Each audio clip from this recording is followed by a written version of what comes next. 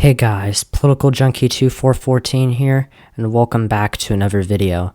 This is going to be my final video before Election Day, and I am giving my penultimate prediction for the 2024 presidential election between Kamala Harris and Donald Trump. And I'll tell you, I'm very nervous as I record this. This is the first presidential election that I am predicting during my time on this channel. It's obviously not my first election cycle. That was 2022. But I gotta say here, it's a very close election. We've never really seen polling this close, and while it's more likely than not that there's an electoral college blowout for one side or the other, there could very well be a 2000 type election here, possibly even closer.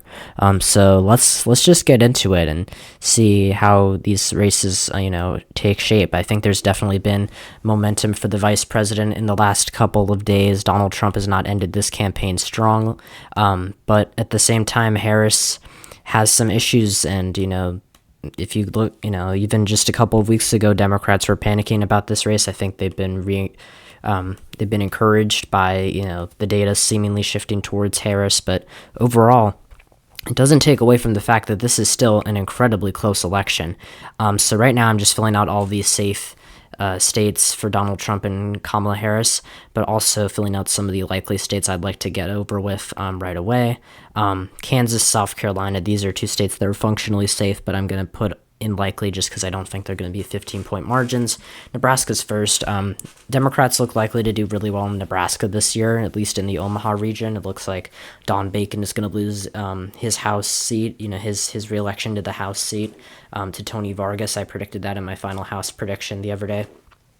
Nebraska's first is a lot more Republican. It's kind of on the outskirts of Omaha, but it's still left trending, still, generally pretty, it's still going towards the Democrats. So overall, and the seat did get a little bit bluer in redistricting, so that's where I'd put it right now.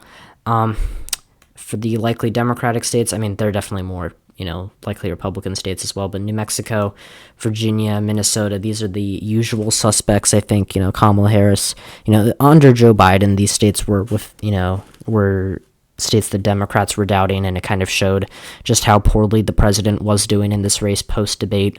But they have since come home for the vice president, have returned to their solid Democratic roots. Virginia, there's been a lot of buzz because of the because of Republicans and Glenn Youngkin purging 1,600 voters from the state's voter rolls.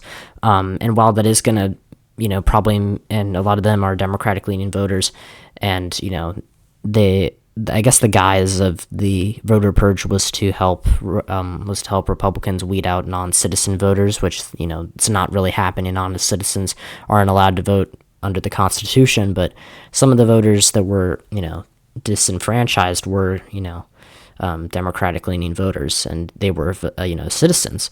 So either way, that's going to hurt Harris a little bit in Virginia, but overall, I still still expect her to do very well in the Nova suburbs, to do well in all, in the Richmond area, and in Virginia Beach. I think that she has a very good shot at winning the 2nd congressional district, but I think that's where I'd stand right now. Going back to the likely states for Donald Trump, this is not a likely state, but Maine's 2nd congressional district and Maine at large, I'll give to the vice president.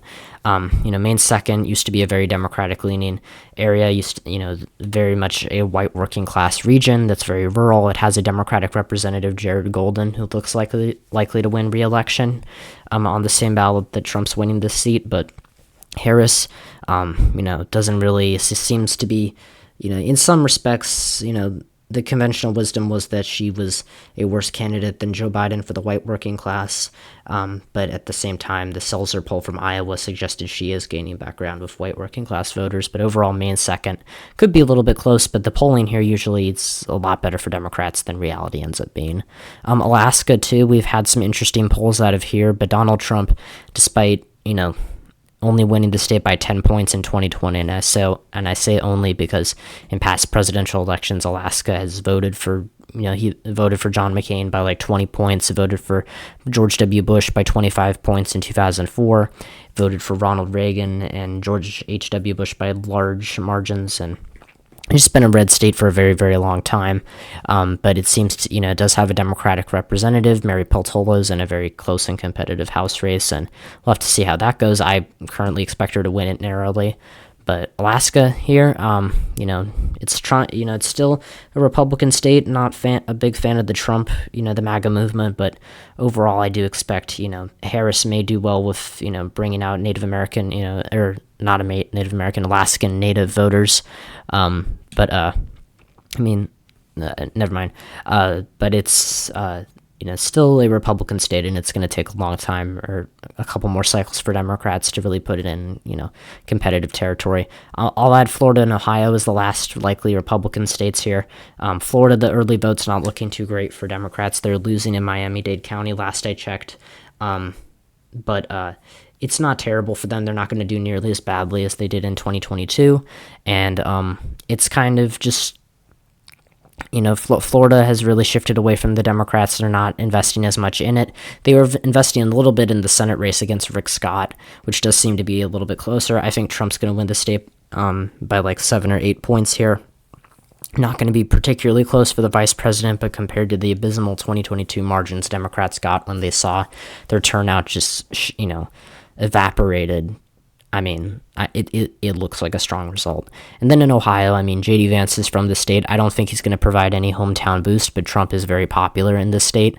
And while we're, here, I will characterize Iowa, because usually I lump these two states in with one another, but Iowa, of course, we had the Ann Seltzer poll, that showed Harris winning in the state by 3.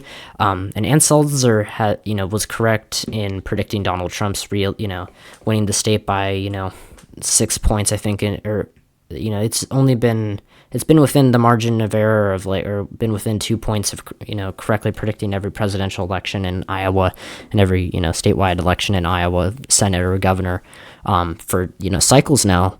And so I think that they had Trump up by 7 in 2020, even when most pollsters figured Biden and Trump were kind of in a dead heat here.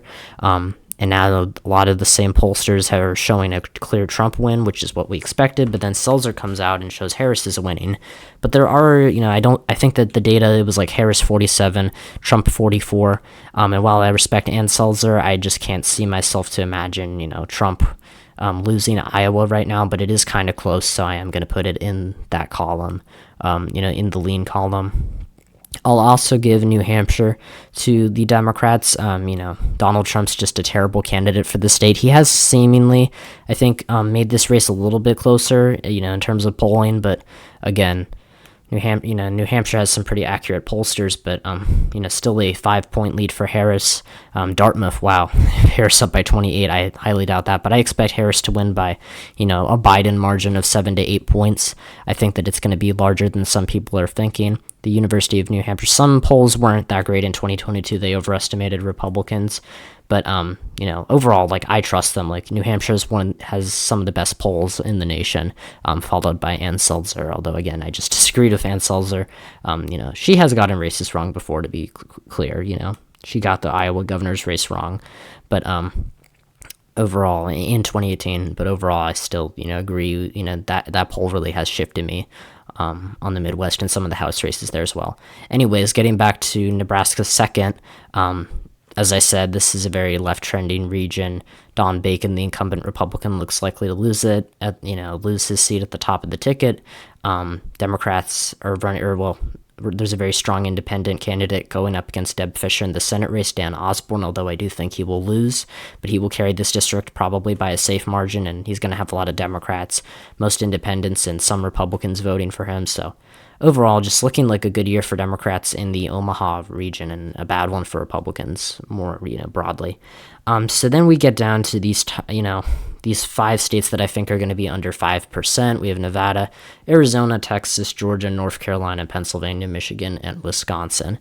We'll get the, obvious one out of the way first. Texas, I still do think is very much favorite.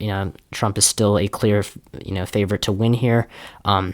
It's been back and forth here it's been a lot more. The Senate race has gotten a lot more attention than the presidential race, and the same polls that are showing Ted Cruz winning by just a couple of points are showing, Kamala Harris losing the state to Donald Trump by 5 or like 10. I think, yeah, like New York Times, Siena had Trump up by 10 here. They have Cruz up only by 4, and Emerson had Trump up by like 7 here, and they only have Cruz up by 1.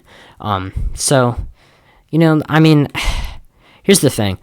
I just feel like the data is telling me, and I feel like by just probability, I mean, but I do these predictions by margin, that this should be a likely state. But since Iowa is a lean Republican state, and Iowa voted like 3 points to the right of Texas in 2020, I don't know. I mean, Texas has a lot of left trending, has a lot of left trends here. I think Harris has an underrated chance of making this state close. I think I would be shocked if she won it, even though she looks, I think the momentum and the conventional wisdom has shifted towards her in recent days. But I mean, Trump will do really badly in the Dallas suburbs and in Dallas-Fort Worth area. I think Harris, will do okay in Houston, but turnout there is not going to be great for Democrats. Or, that's at least what historical election results have shown us. They can't really get a lot of their voters out to make the state super close. And then the Rio Grande Valley, I think, is going to be a wash between Trump and Harris. El Paso, I think Harris will lose ground there, and Austin's going to be okay for Democrats. I don't know. I really don't know whether to put this as likely or lean. I'll put it in lean just to be cautious, but overall, not a big deal. I think Trump wins the state by around 5 points when it's all said and done. But now we get on to these 93 toss-up electoral votes, the real toss-up electoral votes. I think all these states are going to be under 1 percentage point. I think, I'm going to characterize all these as tilt states for either party, and we're going to go west to east, I guess, here, or I don't know. We'll jump around a little bit. I think first off, I read John Ralston's prediction. He predicts that Kamala Harris is going to win the state by like 0.3%. And John Ralston's like the king of predicting elections here, or predicting elections in Nevada. He's gotten almost no statewide race here wrong in the 15 years or so that he's been predicting, statewide races in the Silver State.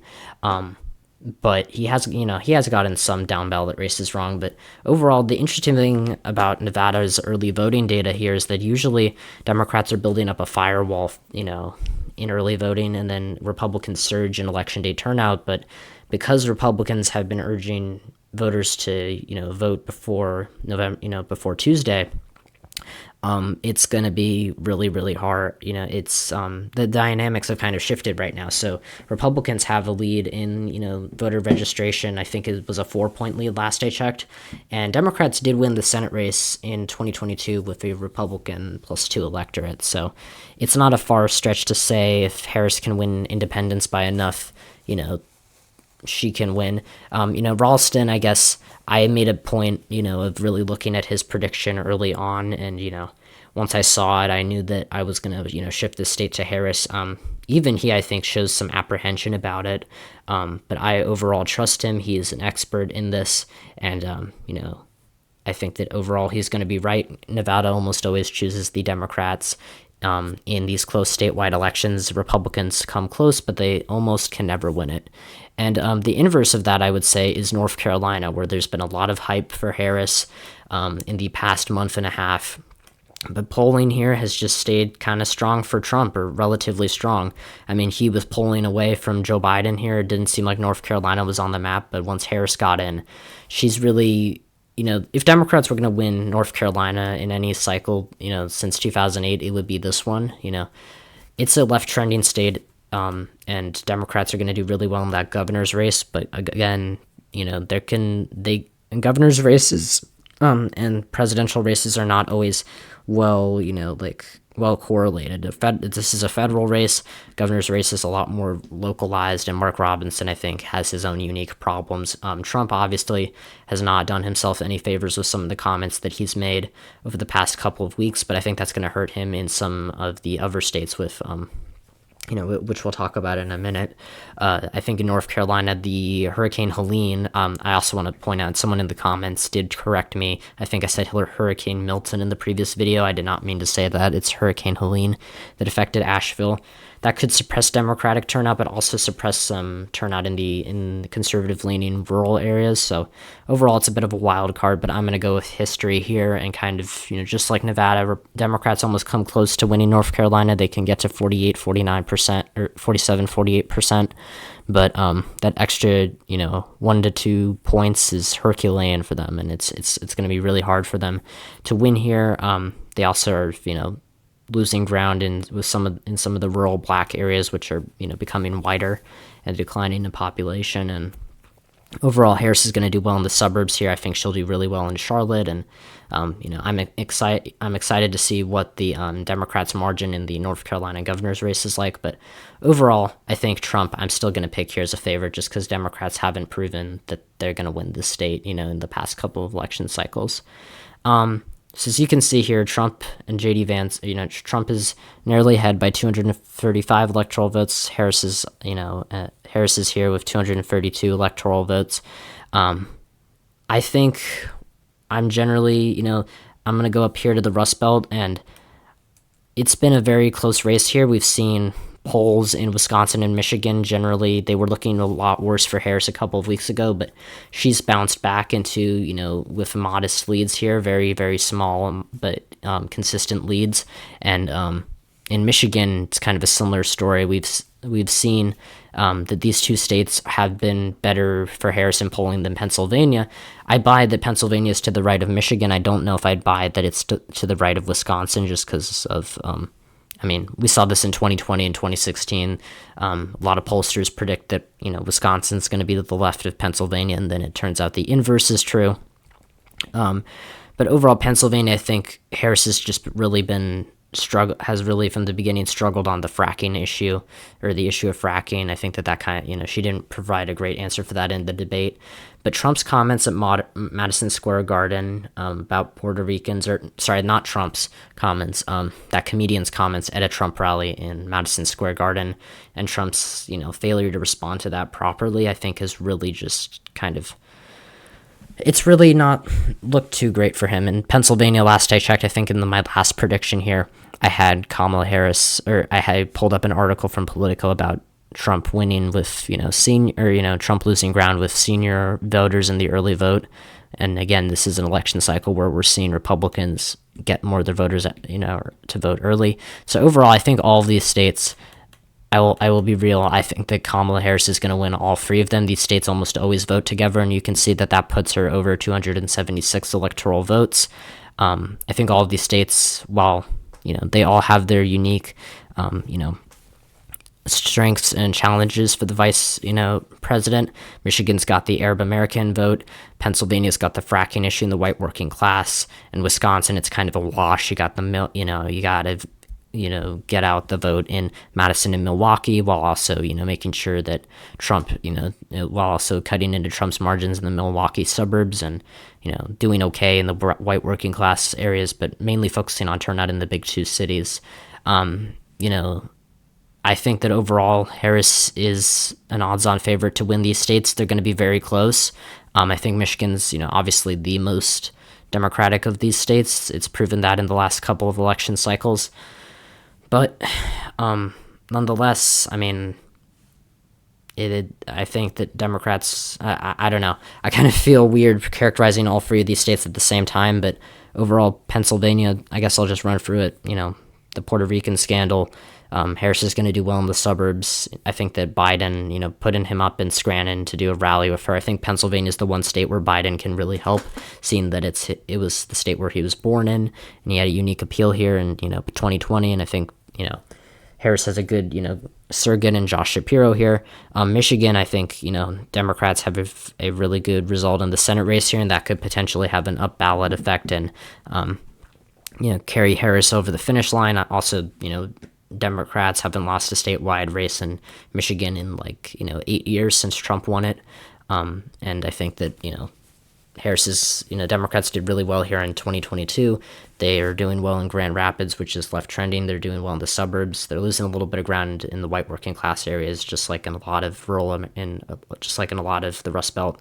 In Wisconsin, I think it's just a matter of turnout, and I think Democrats have proven in the last 6 years that they have an amazing turnout operation here. Mandela Barnes almost won that Senate race since 2022, despite not getting any national funding, and he had an excellent turnout game in Milwaukee, but at the end of the day, he just lost because of the suburbs and just because he was outspent. But I think Harris here, Wisconsin voters are going to pick her. And then it comes down, the election's already, you already know who I think is going to win it. But we have two more states down in the Sun Belt, Arizona and Georgia. We'll start off in Georgia, where the early vote's not looking great for Harris. I will say that. Trump has been, I think that the share of the electorate that is black is like 26%, and usually for Democrats to be in favored in Georgia, they usually need to get to 27, 28%. Now the white share of the electorate is down below 60% for the first time in a long time, so that could help Democrats as well. And Georgia is a state where Trump again has really pissed off some suburban voters, especially in the Atlanta suburbs, and I think Harris has a turnout game with black voters, that Biden didn't really have. I mean, Biden was doing okay with black voters. There's a lot of talk in the media about Harris not doing well with black men. I think that a lot of those polls that are showing Trump doing really well with black voters are kind of a mirage, like some of the ones in 2022 were. But overall, I think the early vote indicates a slight Trump victory. The polls are indicating it. The polls in Georgia are usually pretty good. It's a very close race, though. Like, if you look at turnout in all these areas, it's still very strong for, Kamala Harris is still in a strong position. I would not be surprised at all if she won it. And if it was called tomorrow, it looks like Georgia's going to be called a lot earlier, this year than before. I think election officials have really, down there have really done a good job. But, New York Times, Siena, maybe it's right. But Georgia, I think right now, I would rather be Donald Trump than Kamala Harris in this state, but just by the narrowest of margins. Arizona, so, I mean, I'm going to get a lot of flack for this, but I think it goes for Harris. I'm really bucking the polls here. It's really a vibe thing with me. The voters in Maricopa County and around the state that were once traditionally that are traditionally conservative voters voted for John McCain, voted for Mitt Romney, George W. Bush, Bob Dole, you name it. They do not like Trump, and they have proven that. And I know that a lot of these are the same polls that show Ruben Gallego up, but we saw a similar thing here in 2022 where Kari Lake was leading in the 2022, was leading in the governor's race against Katie Hobbs, who, granted, was not, did not run the best campaign, but wasn't a terrible candidate, like some people say. And, Hobbs ended up winning that. And I think that Harris really, there's some warning signs here for her. Trump has really led in a lot of these polls, and I did have this race as, in the Republican column beforehand, but I gotta say, I mean, Arizona, it's easier for me to envision a Harris victory here. I find it really hard to believe that some of these suburban voters are going to swing back towards Trump with the campaign he's been running and the rhetoric he's been using. That was not something that, we know a lot of Arizona swing voters and even some Republicans who just, may vote for or usually vote for Republicans, but, just can't stomach voting for Trump with his inflammatory rhetoric, and he hasn't stopped that. You could argue that, in fact, it's gotten worse. And so I think that overall, Harris, while she does have her weaknesses in the state, she has the border as a problem for Democrats. But even then, Trump, she can go out and say, hey, Trump killed this bipartisan border security bill, and I think the more people are going to realize that than we expect. And I think overall, Arizona's just, I feel it in my bones. I know I'm going against the grain here, but I really believe that Kamala Harris is going to narrowly win this state. She's going to win Maricopa County, and I think she's going to win it. So that gives me my final map of 287 electoral votes for Kamala Harris and Tim Walz, Donald Trump and J.D. Vance. Good showing, but they win 251 electoral votes. So overall, closest election in the Trump era. But Kamala Harris wins and becomes the first, female president in American history. Tim Walz obviously becomes, the 50th vice president in American history. And this could be the end of the Trump era if Trump is to lose tomorrow, which I think in the final stretch of this campaign, in contrast with the 2016 election in which we saw Hillary Clinton, the first in 2016, of course, we had our, October surprise with the Access Hollywood tape for, Trump. And then in the final 2 weeks of the campaign, the focus was on Hillary Clinton and her scandals. But now it's reversed. Now we have Trump being criticized for his increasingly violent rhetoric surrounding the fake, the media surrounding the election being rigged, the fact that we're seeing all of these headlines about voters leaving his rallies, kind of being tired of him, the fact that some of these polling averages are being flooded by Republican pollsters to create false impressions, and just overall, it feels like and the comments in Madison Square Garden, of course, it really just seems like Trump has more of the focus on him in this, in these closing days, and I don't think that it's in a positive light. Obviously, for Trump, any press is good press, but when you're trying to win an election, this is not it. And the fact that he keeps, he's really ramped up his, his fake election rhetoric tells me, that's not something that a winning campaign would say. So I think Harris, despite being in the race for less than 4 months, really, she really has revived the Democrats' chances of winning the presidency. And while she may come up short, she's certainly put them in a better position than they would have been under Joe Biden. That's not something that I ever really thought I would say, but, it's been a crazy ride, guys. It's been a crazy election season. This is how I think it's going to go. You can screenshot it, come back to it when, you see that it's wrong. I think that we'll generally we'll know about most of the calls in some of these swing states here. Maybe not North Carolina, but I think we'll know about Georgia, Michigan, and Wisconsin. But I think Pennsylvania and North Carolina might take a little bit longer to call. And obviously Nevada and Arizona are going to be question marks for days. But this is what I got, Let me know who you guys think is going to win in, each of these battleground states and win the presidency as a whole. I wanted to thank you all for your support.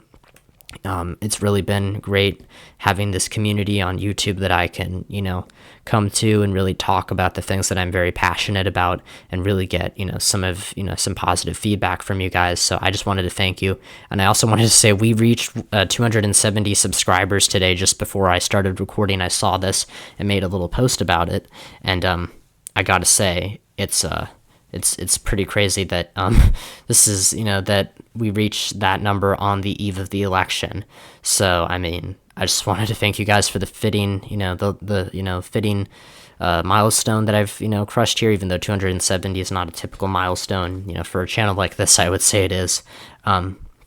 So thank you all for watching. If you liked the video, hit the thumbs up button, subscribe to the channel if you haven't already, turn on notifications so you don't miss another video, and share it with someone who you think would enjoy, this kind of content.